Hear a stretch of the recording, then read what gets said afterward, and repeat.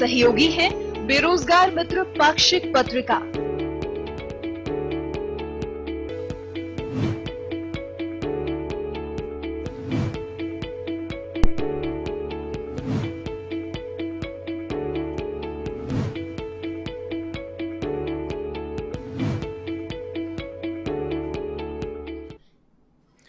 नमस्कार, एवन रोजगार में आपका स्वागत है। मैं हूं बीके शर्मा। एवन रोजगार के इस नए एपिसोड में नई वैकेंसीज के साथ आपको हलचल में एजुकेशन और जॉब से संबंधित कई उपयोगी जानकारियां मिलेंगी।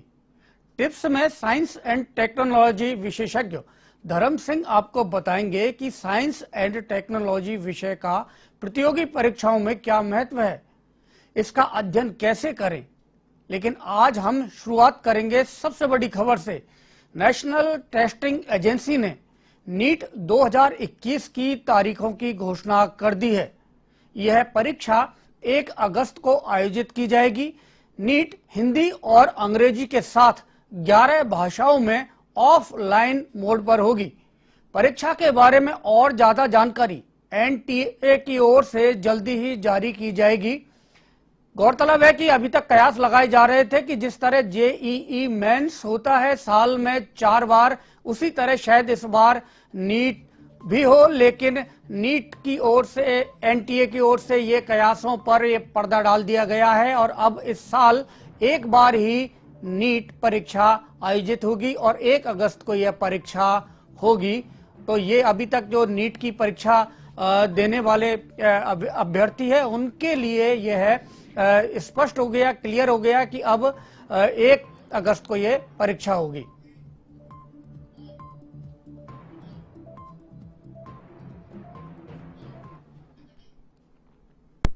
एवन रोजगार में सबसे पहले नजर डालते हैं केंद्र और राज्य सरकारों के विभिन्न विभागों की ताजा वैकेंसीज पर।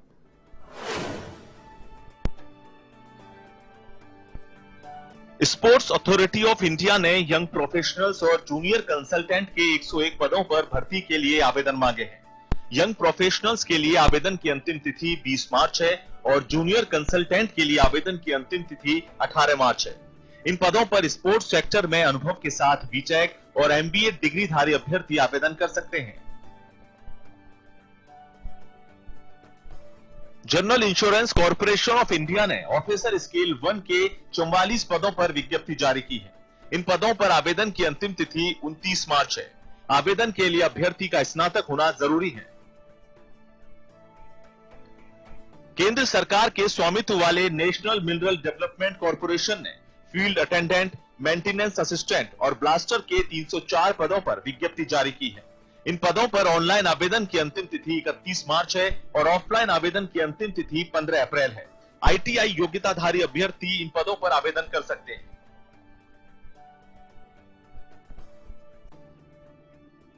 केंद्र सरकार की कंपनी भारत डायनामिक्स लिमिटेड ने प्रोजेक्ट इंजीनियर के 70 पदों पर आवेदन मांगे हैं। आवेदन की अंतिम तिथि 31 मार्च है। मास्टर इन इंजीनियरिंग और एमटेक योग्यताधारी अभ्यर्थी इन पदों पर आवेदन कर सकते हैं। बिहार स्टेट कोऑपरेटिव बैंक में सहायकों के 200 पदों पर भर्ती के लिए विज्ञप्ति जारी की गई है। इन पदों पर आवेदन की अंतिम तिथि 26 मार्च है।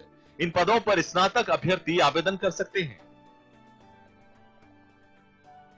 बिहार पुलिस में फायरमैन के 2380 पदों पर भर्ती के लिए आवेदन मांगे गए हैं। इन पदों पर आवेदन के लिए अंतिम तारीख 25 मार्च है। 25 साल तक की आयु वाले 12वीं पास अभ्यर्थी इन पदों पर आवेदन कर सकते हैं। डाक विभाग ने केरल और छत्तीसगढ़ पोस्टल सर्किल के लिए 2558 डाक सेवकों पदों पर भर्ती के लिए आवेदन मांगे हैं। आवेदन की अंतिम तिथि 7 अप्रैल है। इन पदों पर 10वीं पास अभ्यर्थी आवेदन कर सकते हैं। पंजाब पब्लिक सर्विस कमीशन ने जूनियर इंजीनियर के 612 पदों पर भर्ती के लिए विज्ञप्ति जारी की है। इन पदों पर आवेदन की अंतिम तिथि 27 मार्च है। सिविल इंजीनियरिंग की डिग्रीधारी अभ्यर्थी इन पदों पर आवेदन कर सकते हैं।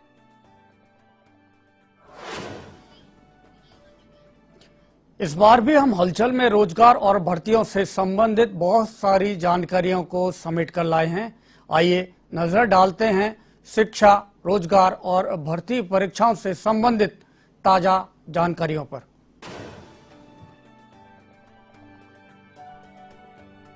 कांस्टेबल भर्ती परीक्षा में हाईकोर्ट की सिंगल बेंच के आदेश पर डबल बेंच ने रोक लगा दी है।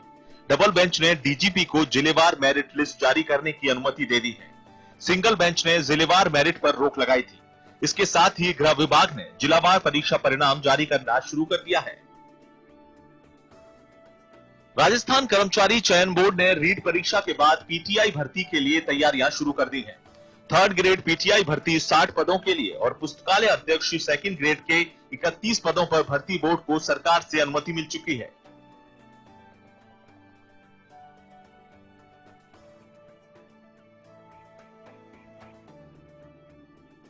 प्रदेश में मानदंडों पर खरे नहीं उतरने वाले आईटीआई कॉलेज बंद होंगे। मुख्य सचिव निरंजन आर्य ने आदेश जारी कर दिए हैं। प्रदेश में 229 सरकारी और 1700 प्राइवेट आईटीआई कॉलेज संचालित हैं। आरपीएससी ने सब इंस्पेक्टर और प्लाटून कमांडर भर्ती परीक्षा का सिलेबस जारी कर दिया है। शारीरिक दक्षता के लिए भी मापदंड और अंकों की घोषणा की जा चुकी है। लिखित परीक्षा में पहला प्रश्न पत्र हिंदी और दूसरा प्रश्न पत्र सामान्य ज्ञान और सामान्य विज्ञान का होगा।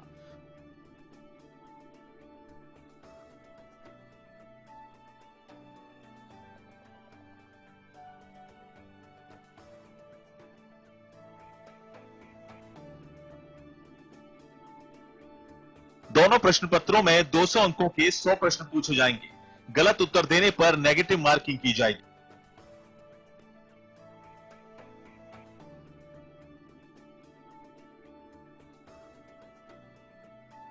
आरपीएससी ने सेकंड ग्रेड लाइब्रेरियन के इंटरव्यू के लिए कट ऑफ मार्क्स जारी कर दिए हैं। अंकों के अनुसार मेरिट लिस्ट और रिजर्व लिस्ट भी जारी हो चुकी है। आरपीएससी ने प्राध्यापक प्रतियोगी परीक्षा में पात्र अभ्यर्थियों की लिस्ट काउंसलिंग के बाद माध्यमिक शिक्षा निदेशालय को भेज दी है। हाईकोर्ट में लंबित याचिकाओं के लिए आयोग ने विषय विशेषज्ञों की कमेटी का गठन किया है।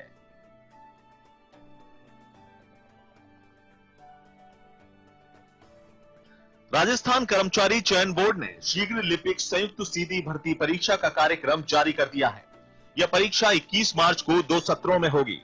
पहला सत्र सुबह 8 बजे से 11 बजे तक और दूसरा सत्र दोपहर 2:30 बजे से शाम 5:30 बजे तक चलेगा।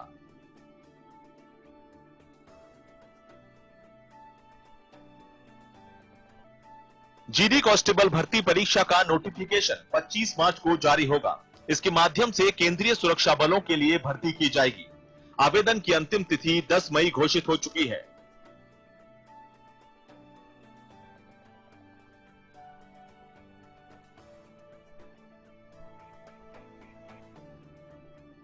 Uttar Pradesh public service commission ने पीसीएस 2020 प्रारंभिक परीक्षा के लिए 11,880 अभ्यर्थियों की लिस्ट जारी की है।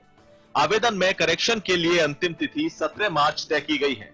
अब यह परीक्षा 538 पदों के लिए होगी। इसमें 138 पदों का इजाफा किया गया है।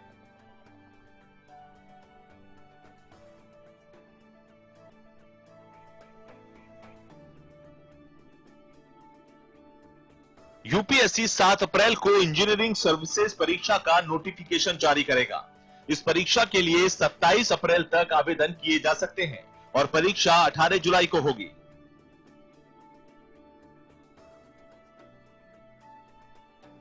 प्रधानमंत्री नरेंद्र मोदी के साथ परीक्षा पर चर्चा के लिए अभी तक 9 लाख स्टूडेंट्स रजिस्ट्रेशन करा चुके हैं। इसके लिए 2.5 लाख टीचर और 80,000 से ज्यादा अभिभावक भी रजिस्ट्रेशन करा चुके हैं। केंद्रीय शिक्षा विभाग जल्दी ही परीक्षा पर पीएम से चर्चा की तारीख घोषित करेगा।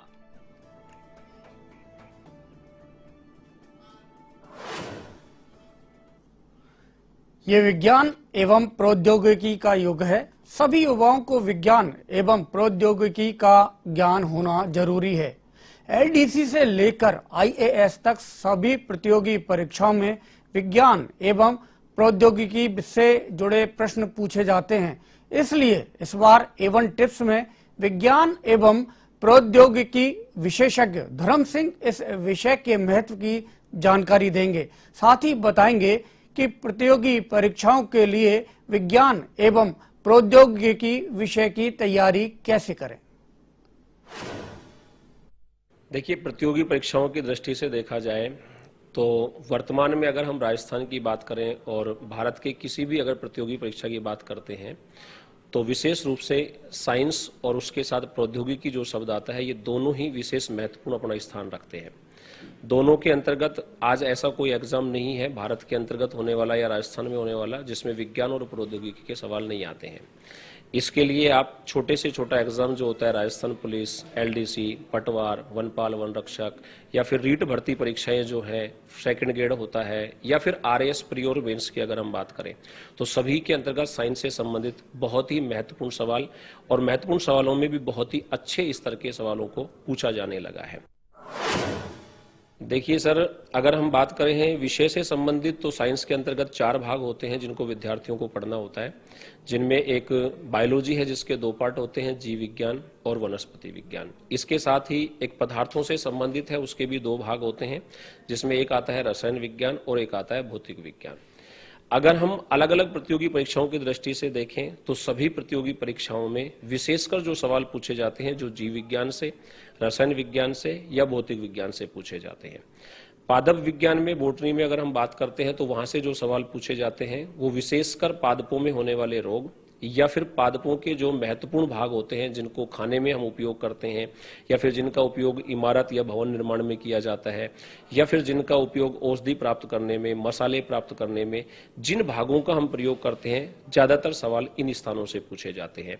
रही फिजिक्स की बात और केमिस्ट्री की बात अगर हम करते हैं तो इन दोनों के अंतर्गत जो सवाल आते हैं वो हमारे एवरीडे जो साइंस है जिसको हम कह सकते हैं कि भाई हमारे दैनिक जीवन में जो विज्ञान का महत्व है वहां से अधिकांश सवाल पूछे जाते हैं। जैसे एटम्स एंड मॉलिक्यूल्स होता है, अम्ल, क्षार और लवण होते हैं, एसिड, बेस और साल्ट होता है, या फिर न्यूक्लियर रिएक्शंस जो होती हैं, परमाणु विखंडन जो है।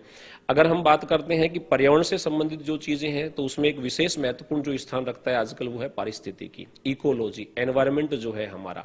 इसके अंतर्गत आप देख रहे हैं इस समय विश्व के सामने जो सबसे बड़ी समस्या है वो हमारे पर्यावरण से संबंधित है, ओजोन परत है, ग्रीन हाउस इफेक्ट होता है, इनसे होने वाले दुष्प्रभाव, इनसे कैसे बचा जाए, इनसे बचने के जो साधन है, इन चीजों के बारे में विशेषकर प्रतियोगी परीक्षाओं में सवालों को शामिल किया जाने लगा।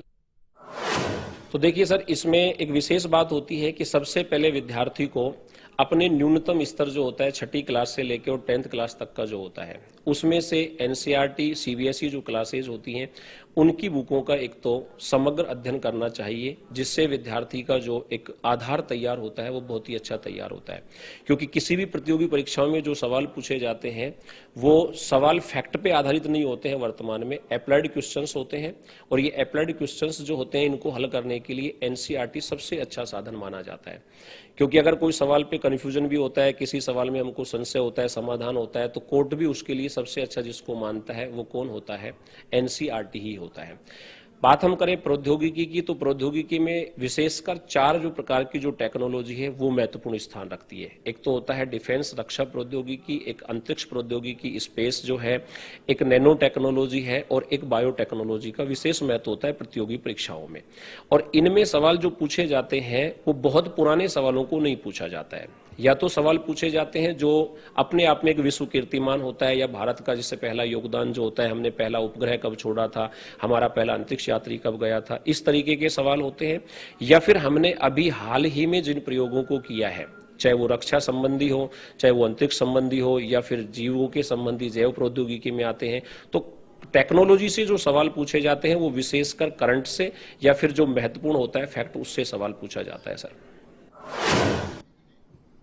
तो साइंस और टेक्नोलॉजी बेहद महत्वपूर्ण है करियर के लिए और रोजगार के लिए। आज के A1 रोजगार में हमने रोजगार से संबंधित बहुत सारी जानकारियों को सहेजने की कोशिश की। उम्मीद करते हैं कि हमारी यह कोशिश आपके लिए उपयोगी साबित होगी। हमारे इस कार्यक्रम को आप A1 टीवी राजस्थान के डेली हंट यूट्यूब और फेसबुक पेज पर भी देख सकते हैं। अगले एपिसोड में नई वैकेंसीज और नई जानकारियों के साथ फिर हाजिर होंगे। तब तक के लिए नमस्कार। आप देखते रहिए A1 टीवी।